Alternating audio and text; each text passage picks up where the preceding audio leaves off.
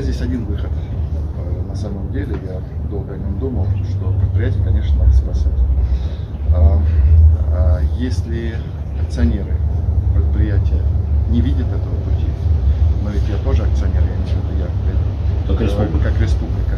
Мы тоже акционер, у нас неплохой пакет, и как республика в данном случае мы должны взять ответственность на себя. Я должен взять ответственность. Ну, это какая-то внеэкономическая сейчас фраза прозвучала. Нет, это очень экономическая на самом деле фраза, сейчас я скажу, о чем речь идет. Мы просто готовим предложение, нам надо забирать предприятие. То есть нам нужно брать контрольный пакет, выкупить у них определенную долю, они останутся, это их решение, да, а уже входим мы в управление предприятием, и мы уже все-таки как местные люди, как люди, понимающие все-таки, что здесь происходит, будем решать судьбу предприятия. То есть государство, я имею в виду, республика готова выкупить до контрольного пакета. До контроля нам там совсем немножко нужно, поэтому договориться.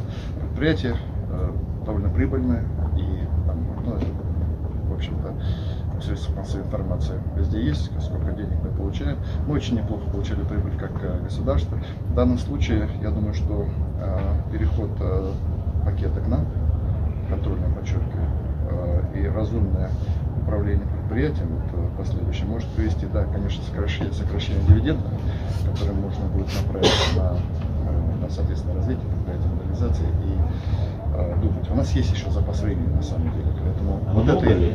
Вот сегодня генеральный директор нам сказал, что если в 2024 году надо уже предприятие начать выработку, иначе оно закроется, то я спросил, а сколько осталось времени, будет совсем мало. Когда вот такие разговоры идут, возникает, поэтому и моя идея, она и возникла, и, собственно, я и предлагаю. Но если вы видите так, то мы видим немножко, получается, по-другому. Почему? Потому что мы эту ситуацию уже видим